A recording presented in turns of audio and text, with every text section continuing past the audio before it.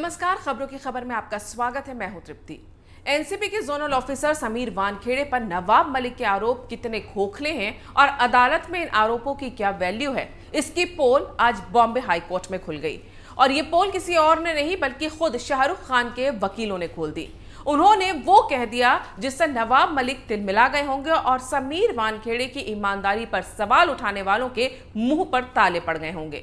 क्योंकि जिस समीर वानखेड़े ने शाहरुख खान के बेटे आर्यन खान को गिरफ्तार किया, जिस समीर वानखेड़े की इसी कार्रवाई को महाराष्ट्र के मंत्री नवाब मलिक फर्जी बता रहे थे, जिस समीर वानखेड़े पर इसी मामले में फिरौती के आरोप लगा रहे थे, जिस समीर वानखेड़े की जांच को यही नवाब मलिक फेक बता रहे थे, उसी समीर वानखेड़े की जांच को आर्यन की तरफ से उसके वकीलों ने बॉम्बे हाई कोर्ट में बेदाग और निष्पक्ष बताया और उन पर लगाए जा रहे सारे आरोपों को निराधार बताया।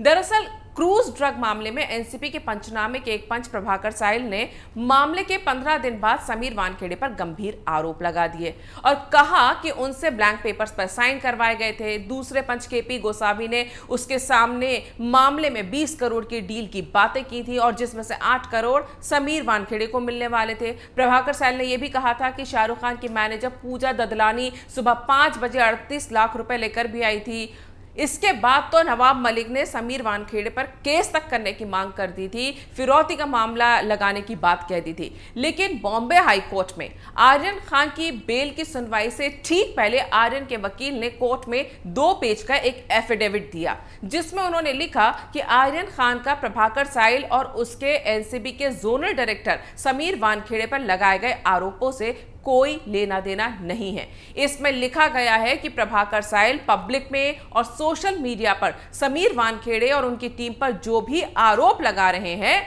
आर्यन खान का उससे कोई मतलब नहीं है। अब आगे सुनिए कि इसमें आर्यन खान की तरफ से और क्या कहा गया है। इसमें लिखा गया है कि हमें एनसीबी और उसके अधिकारियों से और उनकी जांच से किसी भी तरह की कोई शिकायत नहीं है। हमें समीर वानखेड़े से कोई शिकायत नहीं है। यानी नवाब मलिक जो आर्यन केस की आड़ में समीर वानखेड़े पर अपनी खुन्नस निकालने के लिए जिस प्रभाकर साहिल की बातों को हवा दे रहे थे, आर्यन खान के वकीलों की तरफ से उसकी ही हवा निकाल दी गई। वहीं एनसीबी ने इसके बावजूद अपना यह स्टैंड कायम रखा कि आर्यन खान को बेल ना दी जाए क्योंकि वो प्रभावशाली है और जांच को प्रभावित कर सकते हैं।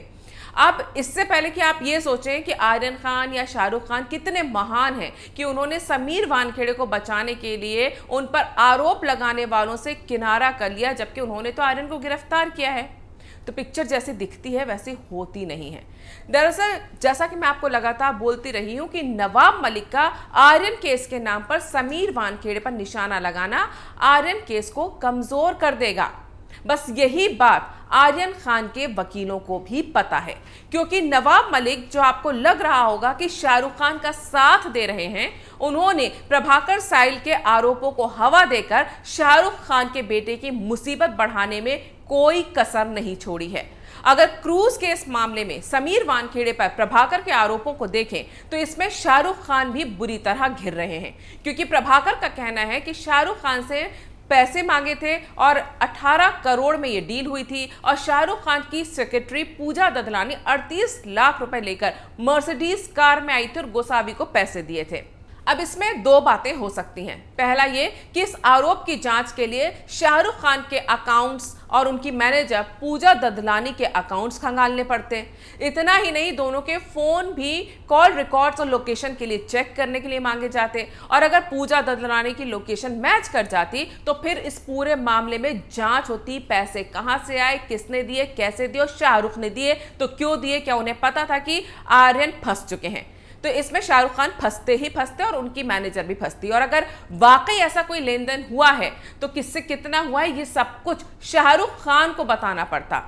इधर वैसे ही आर्यन की जमानत नहीं हो रही है, ऊपर से ये नया बवाल झेलना अभी टीम शाहरुख के लिए मुश्किलें बढ़ाने वाली बात थी। दूसरा, इसमें यह भी हो सकता था कि ऐसा कुछ हुआ ही ना हो, जैसा कि कई लोग कह रहे हैं कि प्रभाकर साहिल पूरा झूठ बोल रहा है। और अगर ऐसा है तो शाहरुख खान और उनके वकीलों को यह पता ही होगा कि सारी बातें बिना तथ्यों के हो रही हैं, जिससे केस को कोई फायदा तो नहीं होगा, बल्कि एक और जांच के चक्कर में शाहरुख खान की मैनेजर पूजा को फंसना तो पड़ेगा ही, क्योंकि बुलाया तो उसे जाएगा ही। वैसे भी आर्यन खान के वकीलों की प्राथमिकता इस समय आर्यन को बेल दिलाना है और जब तक उसकी बेल नहीं हो जाती वो ऐसे किसी भी आरोप प्रत्यारोप के पचड़े में पड़ना ही नहीं चाहते, क्योंकि मामला वैसे भी कोर्ट में है और छोटी सी गलती उन्हें भारी पड़ सकती है और 2 बार बेल रिजेक्ट हो भी चुकी है। यही वजह है कि आर्यन खान के वकीलों ने बाकायदा एफिडेविट देकर प्रभाकर साइल के आरोपों से खुद को अलग कर लिया और समीर वानखेड़े और उनकी टीम पर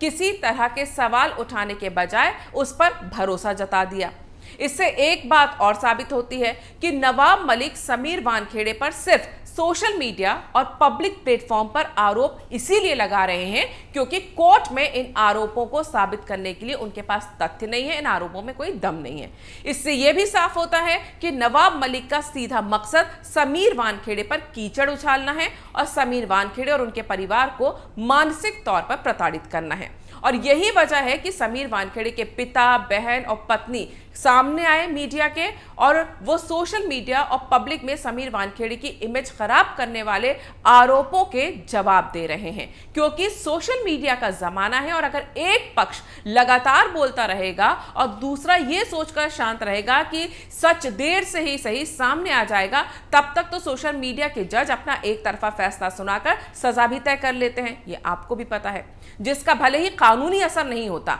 पर मानसिक तौर पर बहुत बुरा असर पड़ता है। ऐसे में समीर वानखेड़े के परिवार के साथ सड़कों पर भी लोग उनके समर्थन में उतरे हैं। मुंबई से लेकर दिल्ली तक के एनसीबी ऑफिस के बाहर समीर वानखेड़े के समर्थन में आम लोग खड़े दिखाई दिए, जिनमें बड़ी संख्या में सुशांत सिंह राजपूत के फैंस भी हैं, जो सुशांत ड्रग केस में एनसीबी की कार्रवाई की हमेशा सराहना करते रहे हैं।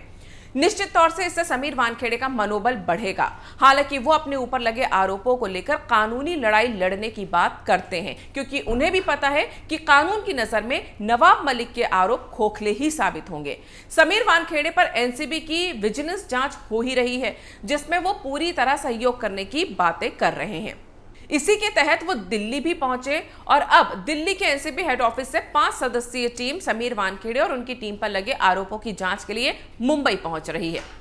तो क्या जब तक जांच चलेगी तब तक समीर वानखेड़े को क्रूज ड्रग केस की जांच से हटा दिया जाएगा? तो आपको बता दूं कि ऐसा जरूरी नहीं है। एनसीबी की टीम पहले समीर वानखेड़े पर लगे आरोपों को परखेगी कि किस आधार पर ये आरोप लगाए गए हैं, उसकी जांच करेगी। अगर एनसीबी की जांच को प्रथम दृष्टया इन आरोपों में कोई दम नहीं लगेगा या कहें कि सबूत नहीं मिलेंगे, तो इन आरोपों को यहीं खारिज करके वो जांच को बंद करके समीर वानखेड़े को क्लीन चिट दे देगी। लेकिन आरोपों में तथ्य या सबूत मिलते हैं तब समीर वानखेड़े को जांच पूरी होने तक क्रूज केस या फिर और भी वो जो केसेस देख रहे हैं उनसे हटाया जा सकता है। लेकिन ये तभी होगा जब विजिलेंस टीम को आरोपों से जुड़े कुछ मजबूत सबूत मिलेंगे,